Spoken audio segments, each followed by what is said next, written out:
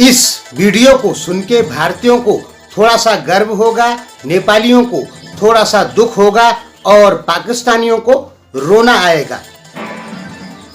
नमस्कार दोस्तों बातें करते हैं कुछ भारत, पाकिस्तान और नेपाल के बारे में। सबसे पहले तो ये जानें, इस समय दुनिया में 2,92,893 आदमी की मौत हो चुकी है। अमेरिका में 83,500 आदमियों की मौत लगभग हुई है। भारत में 2,415 आदमियों की मौत हुई है।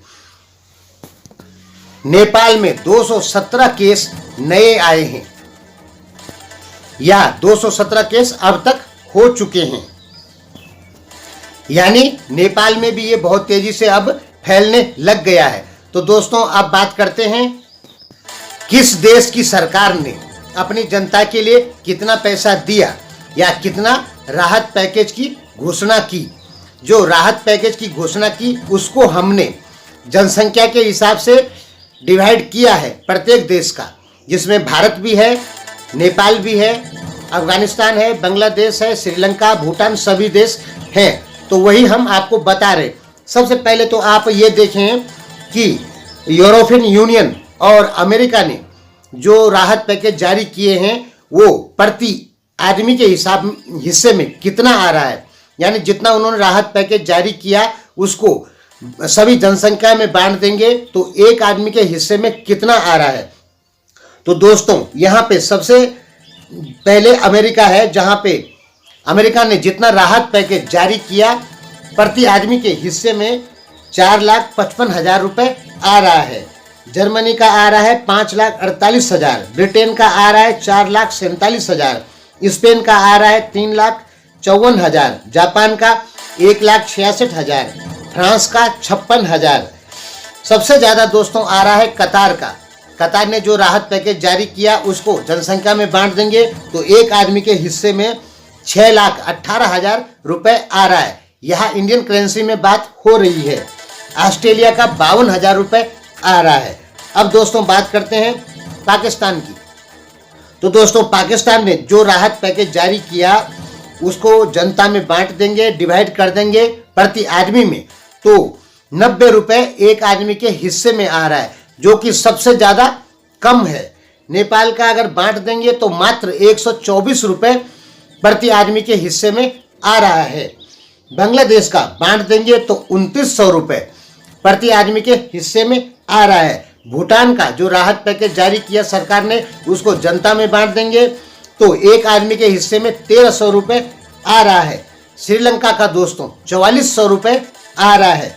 भारत की बात है तो दोस्तों भारत का जो पहले 1.75 लाख करोड़ जो राहत पैकेज दिया था उस हिसाब से 1,200 रुपये प्रति आदमी के हिस्से में आ रहा था। अब कल भारत ने 20 लाख करोड़ की राहत पैकेज और जारी किया, तो अब भारत का जो राहत पैकेज प्रति आदमी में बांट देंगे तो वो हो गया 17,000 रुपये। यानी जो भारत सरकार ने अब तक राशि जारी की है कि इतना पैसा जनता के विकास में या जनता के इलाज में या दवाई सामग्री में लगाया जाएगा, जो जनता के लिए दिया है। तो भारत ने 20 लाख करोड़ एक दिया, 1.75 लाख करोड़ एक दिया, तो ये राशि अब लगभग 17,000 रुपये हो रही है। लगभग प्रति भारतीय के हिस्से में 17,000 रुपये आ रहा है इंडियन करेंसी। अफगानिस्तान का 107 आ रहा है। यहाँ पर दोस्तों हम टेस्टिंग की बात करते हैं कि कितना टेस्ट कौन कर रहा है। तो दोस्तों पाकिस्तान में अगर देखेंगे तो प्रति 10 लाख आदमियों पे 1,438 टेस्ट हो रहे हैं। इस मामले में नेपाल काफ़ी आगे है। बांग्लादेश में प्रति 10 लाख आदमी पे 830 टेस्ट हो रहे हैं। नेपाल में अब तक टेस्ट हुए 76,000, 2,623 टेस्ट आ रहे हैं प्रति 10 लाख आदमियों पर नेपाल में, यानी 10 लाख आदमियों में 2,623 टेस्ट आ रहे हैं, जो कि भारत से 2.5 गुना, लगभग 2 गुना या 2.5 गुना ज़्यादा है। टेस्टिंग के मामले में अफगानिस्तान, पाकिस्तान, बांग्लादेश, भारत, बर्मा, इन सबसे आगे चल रहा है नेपाल।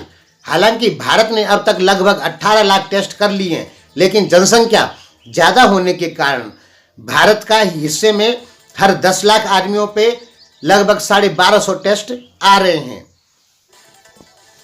यानी कह सकते हैं कि भारत का जो टेस्टिंग रिकॉर्ड है वो नेपाल से आधा से भी कम है। लेकिन भारत ने जो राहत पैकेज जारी किया है वो बहुत ज़्यादा है। यदि भारत की जनसंख्या अमेरिका के बराबर हो जाएगी तो भारत की सहायता राशि लगभग कितनी होगी? लगभग प्रति आदमी 72, 70, 75 हजार लगभग हो जाएगी। यानी भारत ने जो राहत पैकेज जारी किया है और भारत की जनसंख्या अमेरिका के बराबर होती तो एक आदमी के हिस्से में 70 से और 80 हजार रुपए आता।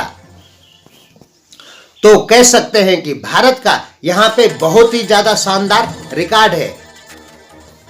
लेकिन नेपाल, पाकिस्तान और अफगानिस्तान इस मामले में सबसे पीछे चल रहे हैं, भूटान से भी पीछे चल रहे हैं। आप चाहे तो इंटरनेट में सर्च कर सकते हैं और देख सकते हैं। और ध्यान रहे कि इसमें थोड़ा भारत की तारीफ हो गई, इसलिए नेपाली लोग हमें गाली दे सकते हैं। दोस्तों, मैं एक ऐसा यूट्यूबर हूं जिसकी सबसे खराब किस्मत है कि जो न तो अपने देश की तारीफ कर सकता है, न ही यूट्यूब से पैसे कमा सकता है और रोज 1000-2000 गाली भी खाता हूं। तो आप मान सकते हैं कि मैं कैसा यूट्यूबर हूं।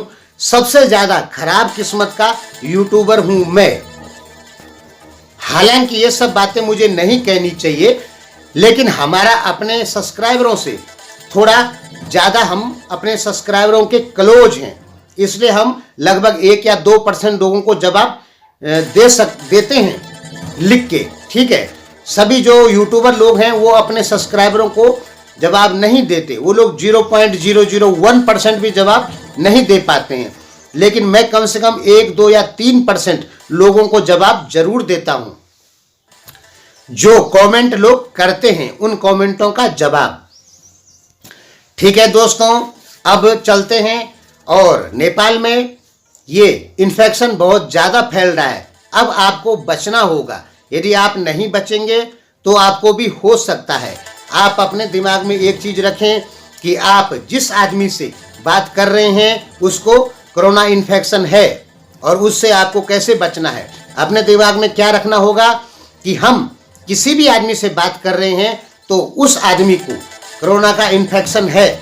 अपने दिमाग में एक शक रखिए कि इस आदमी को इन्फेक्शन है, इससे हमको बचना है। यदि आप ऐसा करते हैं तो इन्फेक्शन से बच जाएंगे। नहीं तो जून और जुलाई में ये इन्फेक्शन भारत में हो या नेपाल में हो बहुत ज़्यादा फैल जाएगा। इससे बचना मुश्किल हो जाएगा। और दोस्तों, भारत और नेपाल की जो कंडीशन है या पाकिस्तान या बांग्लादेश की, जब यूरोपियन यूनियन अपने आदमियों को नहीं बचा पाई जिनके पास में एडवांस मेडिकल सुविधाएं हैं, तो हम कैसे बचा लेंगे? तो हम कैसे बचाएंगे? सोशल डिस्टेंस से हम बचा सकते हैं। धन्यवाद।